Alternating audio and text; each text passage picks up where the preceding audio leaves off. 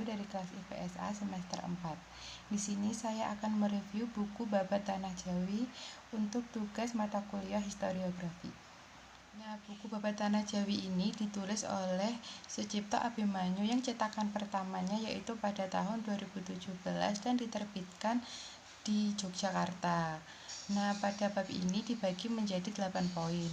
Poin yang pertama yaitu menjelaskan bagaimana Airlangga membangun kerajaan Kahuripan dan menceritakan Airlangga mendirikan kerajaan Kahuripan ini pada tahun 1009 yang dibangun karena kelanjutan dari kerajaan Medang yang runtuh di tahun 1006.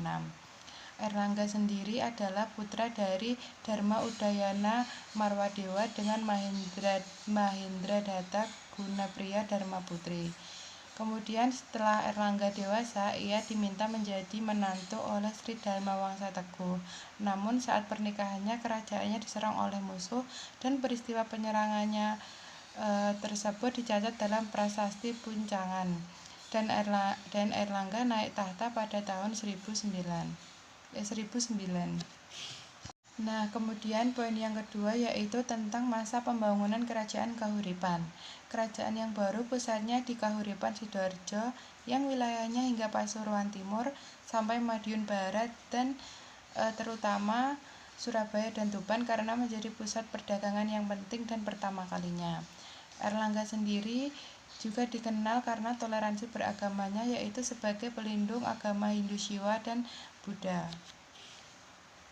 Nah, poin yang ketiga yaitu berisi tentang pembelahan kerajaan karena pada saat itu Putri Airlangga menolak menjadi raja dan ingin menjadi pertapa yang bernama Dewi Kili Suci. Karena hal tersebut, ia tidak bisa naik tahta, jadi kerajaan pun jatuh kepada putra Airlangga yang lainnya. Karena putra Airlangga itu ada dua, dan hal ini menjadi masalah pelik dalam kerajaan Kahuripan. Dan masalah ini muncul sebelum Airlangga turun tahta pada tahun 1042 dan masalah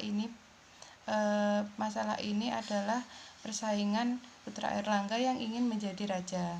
Karena bingung, akhirnya Airlangga membagi kerajaannya menjadi dua, yaitu wilayah yang pertama wilayah barat itu disebut Kerajaan Kediri yang pusat kotanya di Kota Baru Daha dan pemerintahannya dipimpin oleh Sri Samarawijaya, dan Kerajaan Timur bernama Janggala pusatnya di Kota Lama Kahuripan dan diperintah oleh Mapanji Garaskan. Namun dengan adanya pembagian kerajaan ini tidak membuahkan hasil dan tetap terjadi perang saudara antara Raja Kediri dan Raja Janggala. Poin keempat ini menjelaskan tentang tokoh-tokoh yang penting pada masa Airlangga, yaitu yang pertama Mahendrata, yang kedua Empu Narotama, yang ketiga yaitu Sanggarama Wijaya Tunggadewi, yang ketiga yaitu Empu Barada. Nah, poin yang kelima yaitu tentang Jenggala, salah satu kerajaan pecah Kahuripan. Kerajaan ini berdiri tahun 1042 dan berakhir pada tahun 1130. Pada pusat pemerintahannya di Kahuripan yang lokasinya sekarang di wilayah Sidoarjo, Jawa Timur. Jenggala dan Kahuripan adalah wilayah yang dibagi oleh Raja Airlangga.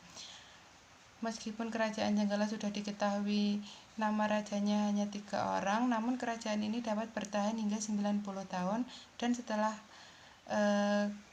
dan setelahnya tersebut Jenggala ditaklukkan oleh Sri Jayabaya dan Raja Kediri yang terkenal dengan semboyannya yaitu Panjalu Jayati yang artinya Kediri menang, dan sejak saat itu Jenggala menjadi bawaan dari Kediri dari berbagai hal. Kemudian poin yang keenam yaitu Kahuripan sebagai ibu kota Jenggala. Seperti yang sudah diceritakan, hal ini diakibatkan karena adanya perang saudara yang mengharuskan Airlangga membagi dua wilayah kerajaannya. Poin yang ketujuh yaitu Kahuripan dalam sejarah Majapahit. Namun, Kahuripan muncul pada catatan Majapahit yang berdiri tahun 1293. Sang pendiri kerajaan ini memperhatikan dulu ada dua kerajaan yang diciptakan oleh Airlangga, Jenggala dan Kahuripan. dijadikan menjadi daerah bawahan oleh Raden Wijaya, Kadiri di barat, Jenggala di timur, dan Majapahit sebagai pusat. Kemudian poin yang terakhir yaitu poin ke-8, yaitu tentang karya sastra pada zaman Erlangga, yaitu kitab Arjuna Wiwaha. Nah, itu tadi yang dapat saya sampaikan secara singkat tentang bab 4, yaitu Kerajaan Kahuripan dari buku Babat Tanah Jawi ini. Menurut saya, poin-poinnya sudah cukup jelas dari poin pertama sampai poin terakhir, yaitu poin 8. Dari pertama, biografi Raja Erlangga, kisah hidupnya, kemudian saat Raja Erlangga membelah kerajaan Kahuripan itu menjadi 2 wilayah karena putranya yang ingin menjadi raja. Kemudian hingga terakhir yaitu karya sastra pada zaman Erlangga, yaitu kitab Arjuna Wiwaha. Dan menurut saya ketika kita membaca bab ini, kita bisa tahu dari bagaimana berdirinya Kerajaan Kahuripan ini serta sejarahnya. Jadi jangan bosan-bosan ya membaca buku sejarah agar kita lebih paham dan tahu tentang nenek moyang kita yang dahulu. Sekian yang bisa saya sampaikan. Wassalamualaikum warahmatullahi wabarakatuh.